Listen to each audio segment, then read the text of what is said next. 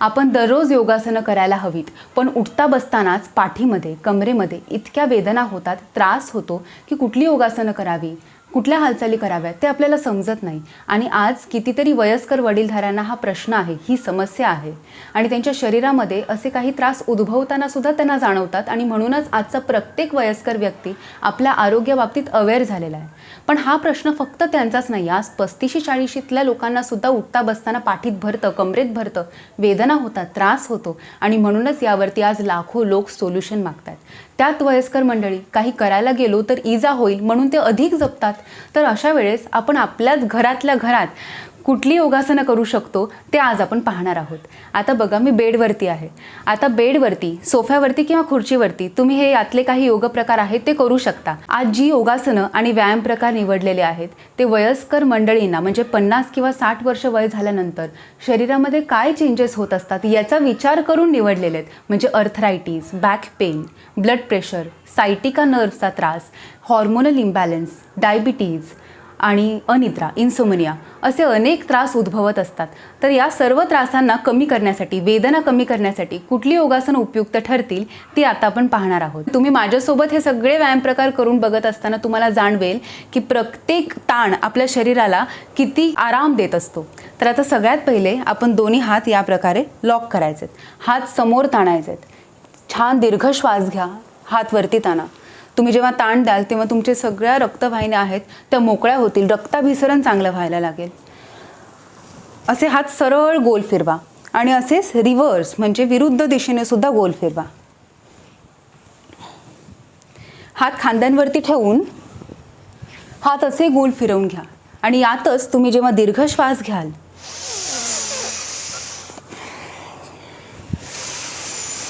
तेव्हा अधिक प्राणवायू आपल्या शरीरामध्ये घेतला जाईल आणि त्यासोबतच आपले ताणही आपल्याला छान एन्जॉय करता येतील. दीर्घ श्वास घ्या, थोडंसं पुढे वाका आणि परत मागे या. तसंच आता दोन्ही पाय याप्रमाणे ताणायचे आहेत. समोर ताणा, परत अलीकडे, परत समोर आणि परत अलीकडे. असं साधारण 8 ते 10 वेळा करा आणि मग पाय असे गोल फिरवून घ्या. आता काही प्रकार मी तुम्हाला थोडेसे फास्ट दाखवते, कारण कसं आहे याचे रिपिटेशन्स खरं तर व्हायला पाहिजेत. मी ज्या प्रकारे आता हे पाय फिरवते तसे साधारण तुम्ही 10 ते 15 वेळा तरी केले पाहिजेत. पण आता या व्हिडिओला वेळेची मर्यादा असल्यामुळे मी तुम्हाला कुठले प्रकार केले पाहिजेत हे फक्त सांगणार आहे. पण तुम्ही करताना चांगला तास, 1.5 तास वेळ काढून हे सर्व व्यायाम प्रकार आणि योगासनं करायचे आहेत. आता पुढे जाऊया. दोन्ही हात समोर घ्यायचे आणि हळूहळू हळूहळू असं पुढे जायचं. तुम्हाला जितकं जमेल तितकं तुम्ही पुढे जा. तुमच्या पाठीला ताण द्या. आता इथे पाठीला पोक काढून असे खाली जाऊ नका. कमरेतून ताण घ्यायचा असेल तर तुम्हाला पाठ अशी सरळ ठेवणं आवश्यक आहे. आणि पाठ सरळ ठेवण्यासाठीच मी आता मान समोर घेते. ज्यांना कंबरदुखी आहे त्यांना या स्ट्रेचमुळे खूप आराम मिळेल.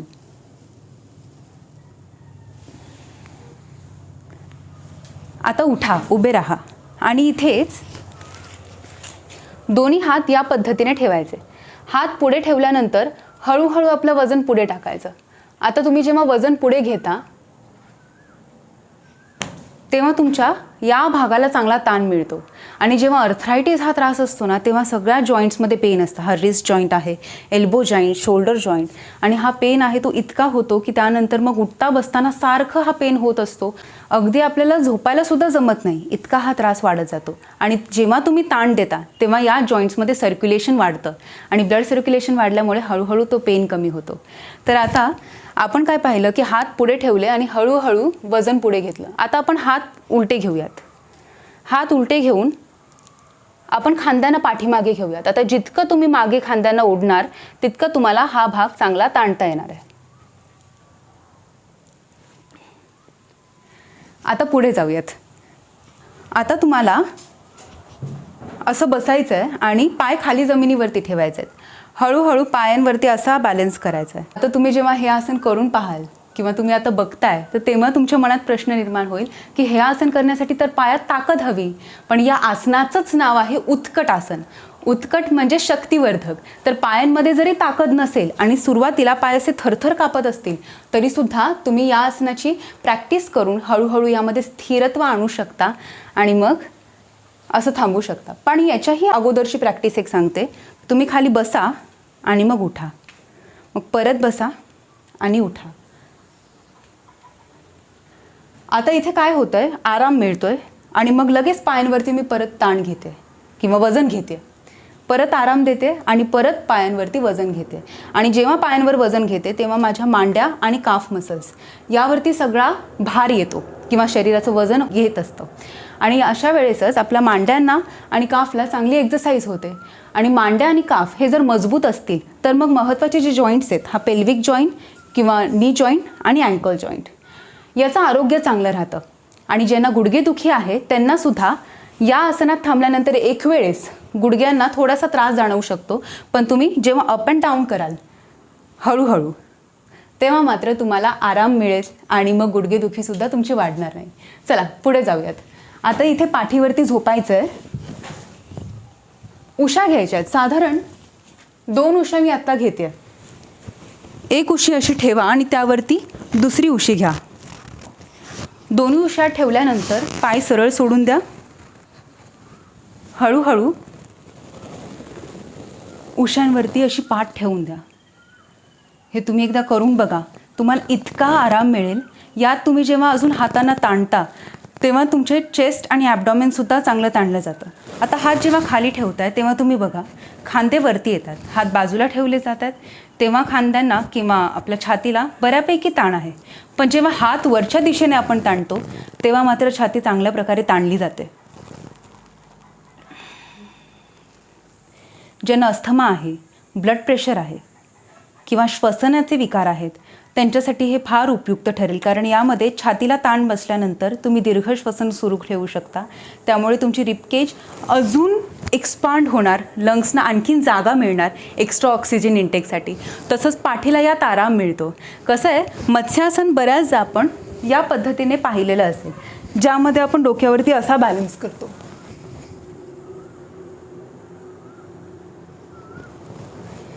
पण सर्वायकल स्पॉन्डिलोसिस असेल किंवा बॅक पेन असेल तर आपल्याला हे करता येणार नाही.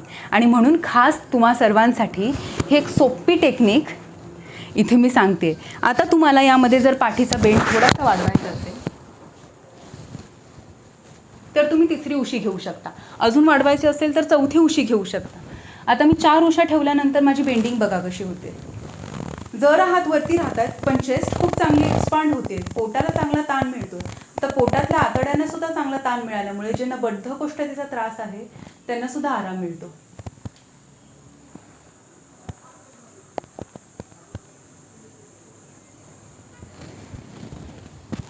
पन्नाशीच्या नंतरच्या किंवा 60 नंतरच्या अनेक महिलांना युरिनरी इन्कंटिनेन्सचा त्रास असतो. म्हणजे युरिन सारखं लीक होत राहते. तुम्ही चाललात किंवा योगासनं करायला सुरुवात केलीत किंवा जिने उतरताय चढताय किंवा तुम्ही हसताय तेव्हा थोडीशी हालचाल झाली तरीसुद्धा युरिन लीक होते. तर अशा वेळेस आपल्या गुप्तांगांना ताकद देणारे योगासन आपल्याला करणं आवश्यक आहे. आणि त्यासाठी आत्ता आपण पाहत आहोत सुप्त भद्रासन. सुप्त भद्रासन करताना दोन्ही पाय भद्रासनात म्हणजे बटरफ्लाय पोझिशनमध्ये ठेवायचे आणि मग हळूहळू पाठीवरती जायचं.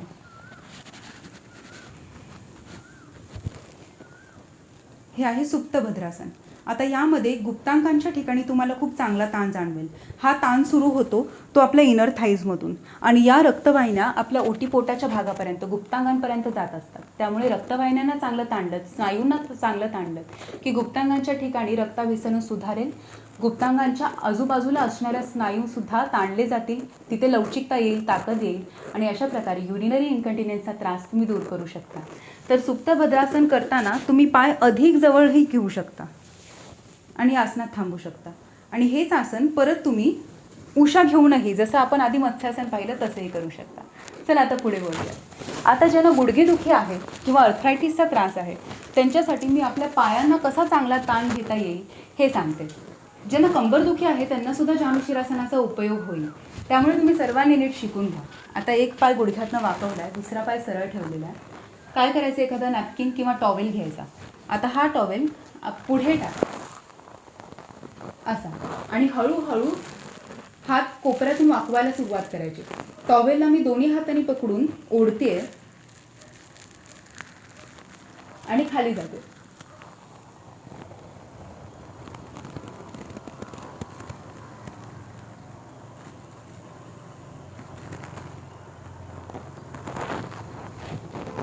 आणि ज्यांचे हात आपल्या पायांच्या बोटांपर्यंत जातात त्यांना तर या आसनामध्ये भरपूर आराम मिळेल, कारण आपण जेव्हा हात पुढे नेतो तेव्हा आपल्या पाठीला चांगला ताण आपल्याला घेता येतो आणि हात कोपरांमधून वाकवले की मग डोकं सुद्धा जास्त खाली जातं. त्यामुळे इथे तुम्ही पाहू शकता गुडघ्यांच्या खाली मला चांगला ताण आहे. जितकं मी पुढे वागते तितका हा ताण वाढत जातो आणि तितका माझ्या कमरेला आराम मिळतो. अशाच प्रकारे पश्चिमोत्तानासन पाहूया. ज्यांचे हात असे आपल्या पायाच्या बोटांपर्यंत जात नाहीत, ते इथपर्यंतच अडकतात, त्यांच्यासाठी टॉवेल घेऊन किंवा नॅपकिन घेऊन पश्चिमोत्तानासन जानुशिरासन करणं हे खूप सोपं जातं. असं पकडा आणि हळूहळू टॉवेलला ओढायला सुरुवात करा. जितकं पुढे जाता येईल आणि खाली जाता येईल तितकं जा.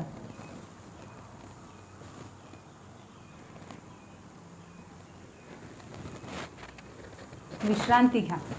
आता पुढे जाऊ. ज्या वस्तू आपल्याला हे सगळे योग प्रकार करताना लागतात त्या सगळ्या आपल्या घरी अवेलेबल असतात. उषा आहेत, टॉवेल आहे आणि आपल्याला काय करायचं आहे, फक्त या वस्तूंचा आधार घेऊन वापर करून अशी सुंदर सुंदर योगासनं करायची. इतका आराम मिळतो तुम्हाला मी सांगते. किती सोपे प्रकार होते हे. यामध्ये फक्त आपण काही महत्त्वाचे ताण आहेत ते चांगले यायला पाहिजेत यासाठी थोडीशी मेहनत घ्यायची. आता बघा मी तुम्हाला एक प्रकार दाखवते. हा इतका उपयुक्त ठरेल ज्यांना अनिद्रेचा त्रास आहे, इन्सोमेनिया, त्यांच्यासाठी सुद्धा उपयुक्त ठरेल. ब्लड प्रेशर नॉर्मल करण्यासाठी सुद्धा उपयुक्त ठरेल. दोन्ही पाय हळूहळू असे वर घ्यायचे. तुम्हाला जितकं शक्य होईल तितकं तुम्ही बेडच्या जवळ जा. हे बघा, पाय वाकवू शकता आणि कंबर पुढे घेऊ शकता. पाय जरासे असे वर घ्यायचे, सरळ करायचे आणि याच स्थितीमध्ये 4 ते 5 मिनिट थांबायचं.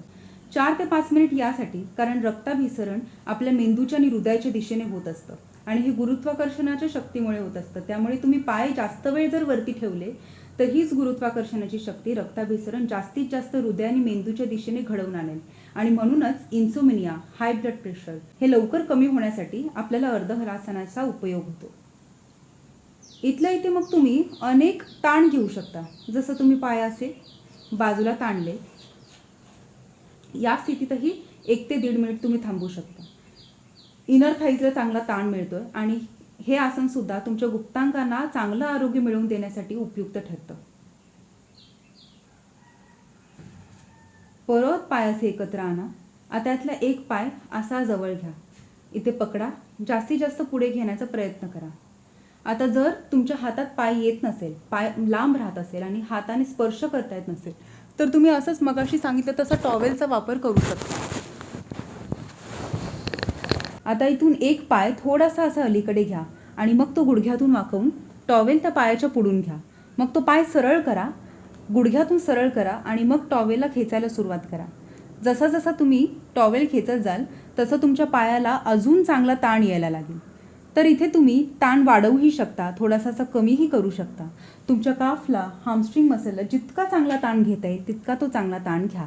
आता इथे तुम्ही पाहताय गुडघ्याच्या मागच्या बाजूने चांगला ताण मिळाल्यामुळे इथे रक्ताभिसरण सुधारतं.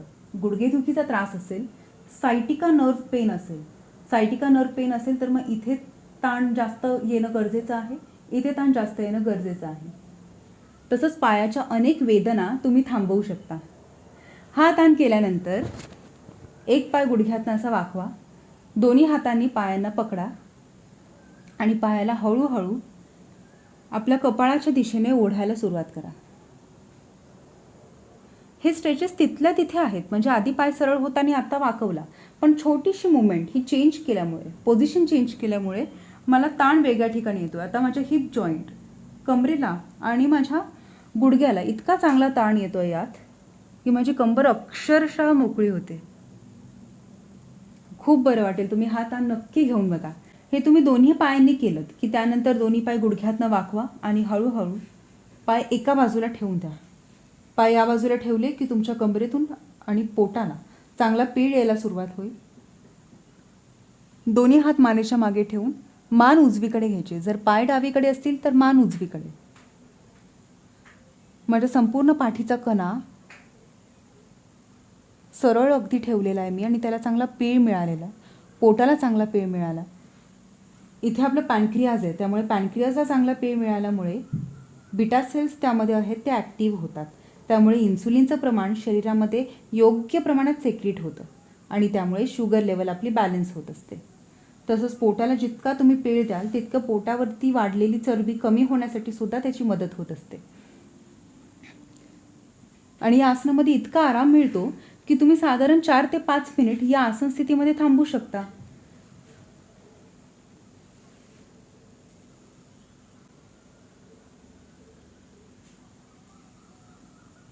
ज्यांना बॅक पेन आहे त्यांना सुद्धा असा प्रश्न पडतो की पाठीला काही इजा होईल किंवा हे पेन वाढू नये याच्यासाठी आपण अगदी आरामात काही प्रकार केले पाहिजेत. तर त्यांनी सुद्धा हे मर्कट आसन त्यांच्या फिटनेसच्या शेड्यूलमध्ये ॲड करणं आवश्यक आहे. दोन्ही पाय सरळ करा आणि मग बेडच्या कोपऱ्याला अशी मान ठेवून द्या. मग डोकं हळूहळू असं खाली सोडून द्या. हा ताण घेताना श्वासोश्वास अगदी सामान्य ठेवा. घशाला चांगला ताण येईल आणि तुमच्या मानेलाही ती चांगला ताण येईल. काही सेकंदानंतर हात असे हळूहळू ताणा.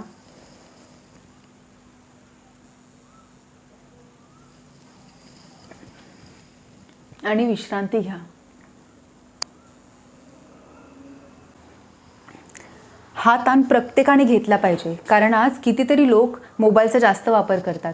बहुतेक वयस्कर मंडळी मोबाईलचा जास्त वापर करत असतात आणि म्हणूनच हा ताण त्यांच्यासाठी उपयुक्त ठरतो. बघा, वर्षानुवर्ष पाठीच्या कण्याला आपण एकाच दिशेने जेव्हा वाकवून ठेवतो आणि मोबाईल बघताना हातात जर मोबाईल घेऊन तुम्ही मान खाली घेता, पाठीला पोक आणता, तर आपल्या पाठीचा कणाही तसंच वळण घेत असतो. आणि म्हणूनच थोड्या थोड्या वेळाने आपण हा ताण घेत राहणं अत्यंत गरजेचं आहे. म्हणजे तुम्ही जर अर्धा ते पाऊण तास मोबाईलचा जर वापर केलात तर त्यानंतर 2 मिनिटांसाठी हा ताण घेणं महत्त्वाचं आहे.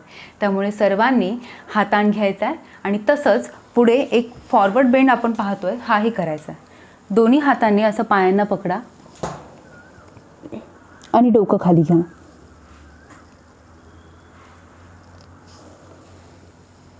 कमरेला चांगला आराम द्या आणि मग विश्रांती घ्या.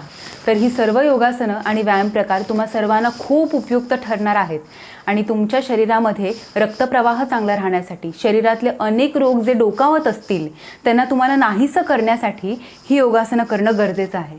आपल्याला हठयोग प्रतिपिका सांगते, युवा वृद्धोती वृद्धो वा व्याधितो दुर्बलोपी वा अभ्यास सिद्धी मापनोती सर्व योग स्वतंत्रितः. कोणी युवा असेल, वृद्ध असेल, अतिवृद्ध असेल, कोणी व्याधीग्रस्त असेल किंवा कोणी दुर्बळ असेल, पण त्या व्यक्तीने जर आळस झटकून योगासनांचा, योग प्रकारांचा जर सराव केला तर त्याला सर्व योगसिद्धी प्राप्त करून घेता येतील. आणि हा श्लोक फक्त वाचण्यासाठी किंवा बोलण्यासाठी नाही आहे. आज मी कितीतरी वर्ष आमच्या योग वर्गांमध्ये 60 ओलांडलेल्या मंडळींना योगासनं करताना पाहते, त्यांना योगासनांचा आनंद घेताना पाहते. तुम्हाला माहिती आहे, मयूरासन, चक्रासन, शीर्षासन अशी योगासनं, जी योगासनं 20 वर्षाच्या व्यायाम न करणाऱ्या मुलामुलींनाही करणं कठीण जाईल, ही अशी कठीण वाटणारी योगासनं ते इतक्या सहज पद्धतीने करत असतात आणि त्याचा आनंद घेत असतात. खरंच बघून बरं वाटतं, समाधान मिळतं मनाला. आणि हे शक्य होतं केवळ आणि केवळ त्यांनी केलेल्या प्रयत्नांमुळे, अभ्यासामुळे आणि सरावामुळे. तुम्हाला माहिती आहे आपलं जीवन कसं आहे? आपलं जीवन हे एखाद्या रोपट्यासारखं आहे. त्या रोपट्याला बघा, जेव्हा तुम्ही खत पाणी घालत असता तेव्हा त्याची पानं अगदी टवटवीत असतात आणि जेव्हा तुम्ही त्याला काही दिवस पाणी दिलं नाहीत तर मात्र ते झाड सुकून जातं. तसंच योग आहे. योग आपल्या मनाला शुभ विचारांचं खत पाणी आणि शरीराला योगासनांमार्फत आरोग्याचं खतपाणी घालत असतं आणि आपलं जीवन सदाबहार म्हणजे एव्हरग्रीन ठेवत असतं. तर तुम्हाला आज मी महत्त्वाच्या 2 गोष्टी सांगते. एक म्हणजे ही योगासनं दररोज करायची आणि दुसरं म्हणजे की माझं शरीर मला साथ देत नाही किंवा माझं आयुष्य काय आता अर्ध्याहून आयुष्य सरत गेलेलं आहे, तर मला हे जमणार नाही, अशी नकारात्मक वाक्य गमतीतही बोलू नका. तर तुम्ही सर्वांनी ही योगासनं मात्र दररोज करायचीच आहेत. तुम्ही नित्यनियम चांगला ठेवायचा आहे आणि age is just a number हे जे वाक्य आहे ते खरंच अंमलात आणायचं आहे आणि आपल्या सर्व कुटुंबियांसाठी एक आदर्श निरोगीमय जीवनशैलीचं एक उत्तम उदाहरण बनायचं आहे, जेणेकरून हा योगसंस्कार प्रत्येकापर्यंत पोहोचेल. तर माझ्या सर्व आजी आजोबांना दीर्घ आणि निरोगी जीवन लाभो हीच मी ईश्वरचरणी प्रार्थना करते. धन्यवाद.